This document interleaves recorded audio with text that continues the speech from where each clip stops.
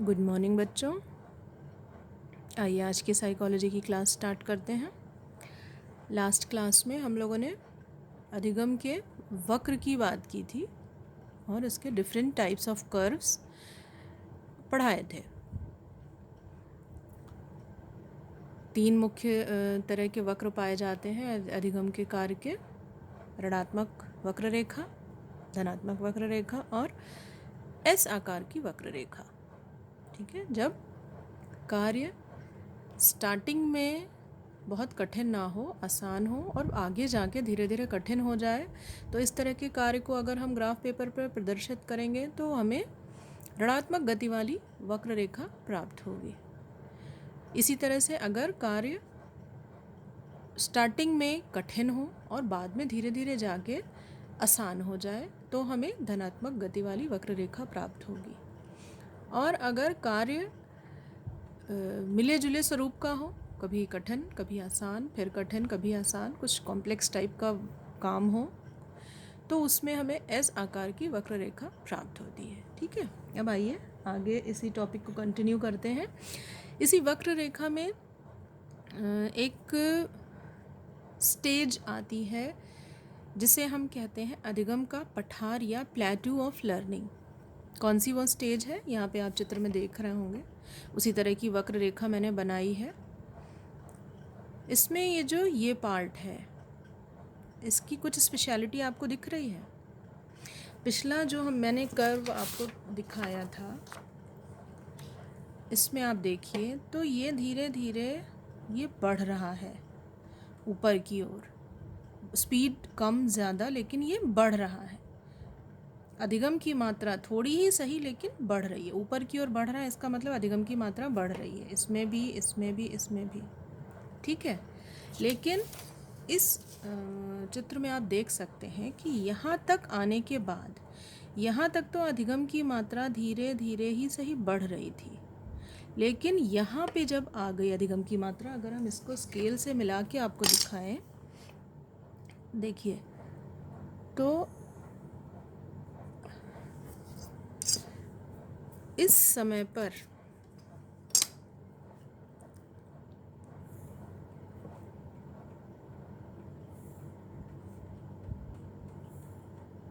ठीक है,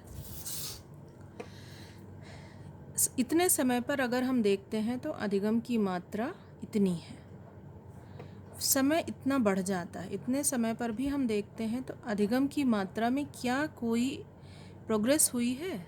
नहीं, उतनी ही है। और समय बढ़ता है तब भी देखिए, इसका मतलब क्या है कि अधिगम की मात्रा उतनी ही है। समय तो बढ़ रहा है लेकिन अधिगम की मात्रा नहीं बढ़ रही है, अधिगम वहीं पर रुक गया है। तो इस स्थिति को अधिगम का पठार कहते हैं। ठीक है, वह स्थिति जहाँ पर समय या प्रयास बढ़ने के साथ साथ अधिगम की मात्रा में कोई भी वृद्धि ना हो, अर्थात अधिगम रुक जाए, उस स्थिति को हम अधिगम का पठार कहते हैं। ये बहुत सिंपल सी चीज़ है बच्चों, और एग्ज़ाम में अक्सर ये आता है, 2 नंबर का 3 नंबर का ये क्वेश्चन ज़रूर आता है, अधिगम का पठार। और एक बार आप समझ लीजिए तो कुछ मुश्किल नहीं है। सीधे देखिए, ये इसके पैरेलल समानांतर हो जाती है ये रेखा। ठीक है, इसके बाद कितने भी समय बढ़ रहा है, अधिगम की मात्रा नहीं बढ़ रही है। तो फिर से मैं बताऊंगी, समय बढ़ने के साथ अधिगम की मात्रा में कोई वृद्धि नहीं होती है, अर्थात अधिगम रुक जाता है, तो उस स्थिति को हम अधिगम का पठार कहते हैं।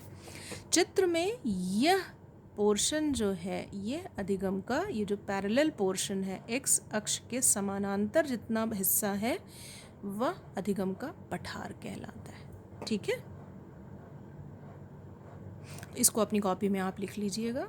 अधिगम के पठार से आप क्या समझते हैं, चित्र बनाकर समझाएं, चित्र बनाकर प्रदर्शित करें। ठीक है, चलिए फिर नेक्स्ट टॉपिक पे आते हैं कि अधिगम को क्या चीज़ें प्रभावित करती हैं, कौन से फैक्टर्स हैं जो लर्निंग को इफ़ेक्ट करते हैं। ठीक है, तो कुछ इंपॉर्टेंट पॉइंट मैंने यहाँ लिखे हैं। पहला है मोटिवेशन या प्रेरणा। पिछली क्लास में मैंने थोड़ा सा आपको बताया था कि किसी भी कार्य को करने की, उसको सीखने की के लिए जितना अधिक हम प्रेरित होंगे उतना हमारा अधिगम अच्छा होगा, जल्दी भी होगा और उसकी क्वालिटी भी अच्छी होगी। प्रेरणा अगर नहीं होगी या कम होगी तो अधिगम उसी के अकॉर्डिंग कम या नहीं होगा। दूसरी चीज़ है रीइंफोर्समेंट या पुनर्बलन। इसका मतलब होता है कोई भी प्रोत्साहन या पुरस्कार, या अगर हम नेगेटिव रीइंफोर्समेंट भी होते हैं जैसे पनिशमेंट या डांट पड़ जाना, ये सारी चीज़ें अधिगम को प्रभावित करती हैं कि कोई भी कार्य है उसके लिए आपको क्या मिल रहा है। उसके लिए आपको प्रशंसा मिल रही है, आपको कोई पुरस्कार मिल रहा है या आपको कोई पनिशमेंट मिल रहा है। ये सारी चीज़ें प्रभावित करेंगी आपके अधिगम की मात्रा को और उसकी क्वालिटी को। उसके अलावा अधिगम की सामग्री का स्वरूप क्या है, किस तरह का मटेरियल है, जो भी आप सीख रहे हैं, जो भी कार्य है वो कैसा है, इंटरेस्टिंग है या बोरिंग है या आपके मतलब का नहीं है ना। तो इसको आप मोटिवेशन से भी जोड़ सकते हैं कि जैसा स्वरूप होगा उसके अकॉर्डिंग आपकी मोटिवेशन भी होगी, है ना। और जो अधिगम कर रहा है, जो व्यक्ति है, जो सब्जेक्ट है, उसकी क्वालिटीज़, उसकी कितनी क्षमताएं हैं, उसकी मानसिक क्षमताएं कैसी हैं, उसका इंटरेस्ट क्या है, उनको क्या चीज़ें अच्छी लगती हैं, ये सारी चीज़ें अधिगम को प्रभावित करती हैं। एनवायरनमेंट भी एक बहुत बड़ा फैक्टर है। वातावरण, किस तरह के वातावरण में आप अधिगम कर रहे हैं वह भी अधिगम को फैसिलिटेट या इनहिबिट करता है, अधिगम को बढ़ाता है, उसको सपोर्ट करता है या अधिगम में बाधा उत्पन्न करता है। ठीक है, कोई भी आप बहुत ध्यान दे के सीखने वाला कार्य है और वहाँ पे अगर बाहर बहुत शोर हो रहा है या कुछ बहुत तरह की आवाज़ें आ रही हैं तो आपको बार बार आपका ध्यान डिस्टर्ब होगा और आपका अधिगम प्रभावित होगा उससे। और उसके विपरीत अगर आपको बहुत अच्छे से, बहुत शांत, बहुत अच्छे टेम्परेचर के सुकून भरे वातावरण में आप उसी कार्य को सीखेंगे तो अधिगम आपका जल्दी होगा, अच्छा होगा, है ना। उसके अलावा बहुत जैसे जो मैंने लर्नर्स क्वालिटीज़ बताई, अधिगम की विशेषताएं, आपकी मेंटल कंडीशन क्या है, आपकी एबिलिटीज़ क्या है, आपकी तबीयत कैसी है, शारीरिक अवस्था कैसी है, ये सारी चीज़ें मोर और लेस अधिगम को प्रभावित करती हैं। ठीक, अब नेक्स्ट टॉपिक है आपका अधिगम की विधियाँ, लर्निंग मेथड्स। तो बहुत सारी रिसर्चेस की गई इस पे और ये देखा गया कि किस प्रकार के अधिगम सामग्री पे कौन सी विधि ज़्यादा इफ़ेक्टिव होती है। तो बहुत सारे साइकोलॉजिस्ट ने इस पे रिसर्चेस की और मुख्यतः ये देखा कि ये इन्होंने यहाँ 4 विधियाँ बताई हैं कि जिससे व्यक्ति कॉमनली जिसको यूज़ करता है। ठीक है, तो जिसमें सबसे पहला जो मेथड है, सबसे पहली जो विधि है वो है संकलित तथा वितरित विधि। ठीक है, अब संकलित का क्या मतलब हुआ, इकट्ठा। किसी भी चीज़ को हम सीख रहे हैं तो उस कार्य को हम बिल्कुल मतलब कि शुरू करें तो बिना रेस्ट किए, बिना ब्रेक लिए, बिना बीच में गैप किए हम रेगुलर अपना प्रयास करते रहें और उस कार्य को कंप्लीट करके ही छोड़ें। तो उस विधि को हम क्या कहेंगे, संकलित विधि। और उसके विपरीत अगर हम उसको अलग अलग प्रयासों में थोड़े थोड़े गैप पे रेस्ट ले लेके, थोड़ा सा गैप करके हम मतलब कंटिन्यूअस एफर्ट ना करें बल्कि बीच बीच में उसको हम रेस्ट दें, तो इस तरह की विधि जो है वो वितरित विधि कहलाती है।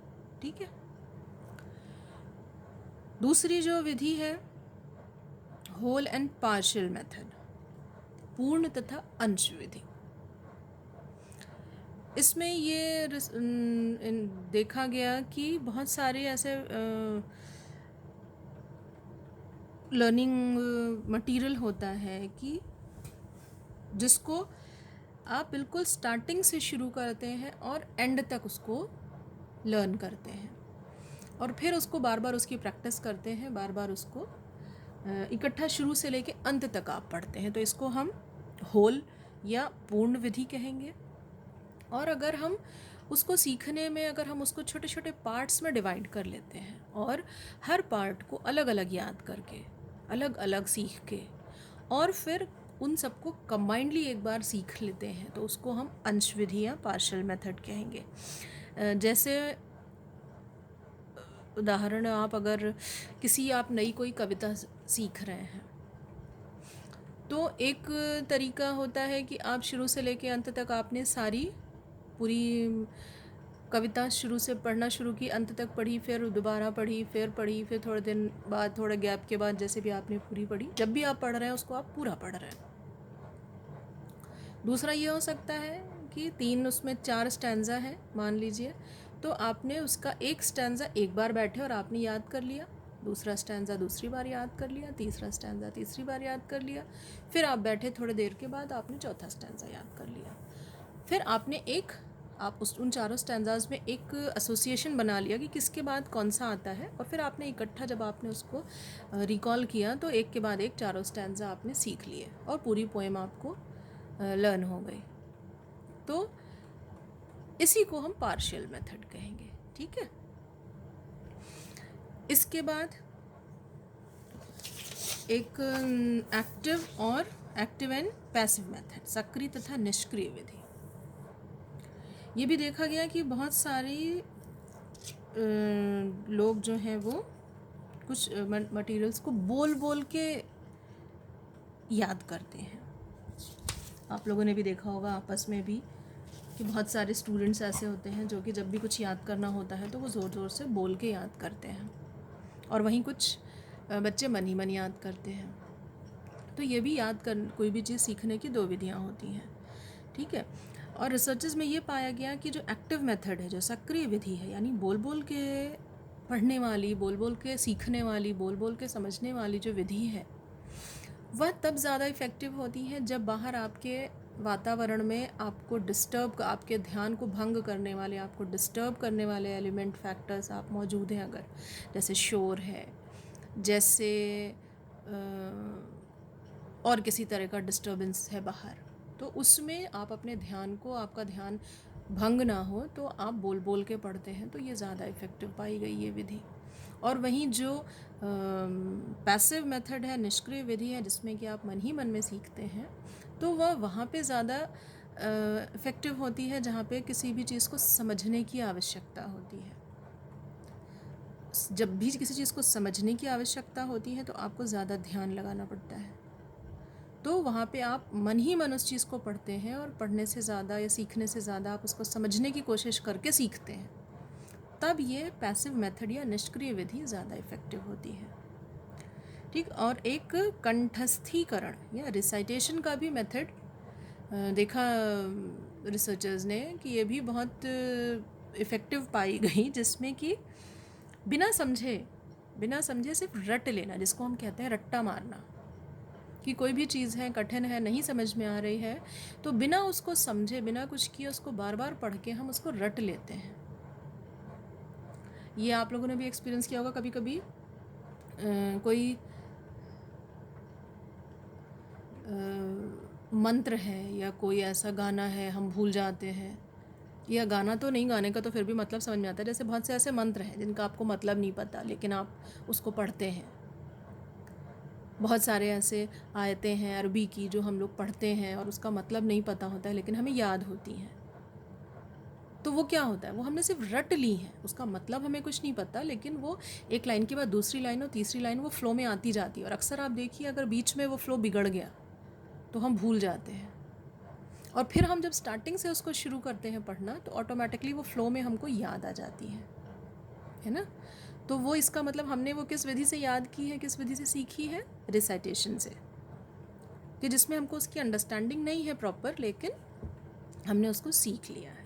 तो ये मुख्य 4 विधियां हैं जो कि रिसर्चर्स ने पाया कि ये जिसके द्वारा व्यक्ति सीखता है, इन्हीं में से कुछ विधियों का, अब ये डिपेंड करता है कि जो लर्निंग मटेरियल है वो क्या है, उसके अकॉर्डिंग कौन सी विधि और कौन सा मेथड ज़्यादा इफ़ेक्टिव होगा ये उस पर डिपेंड करेगा, ठीक है। अब नेक्स्ट आपका जो टॉपिक है वो है डिफरेंट थ्योरीज़ ऑफ लर्निंग, सीखने के सिद्धांत।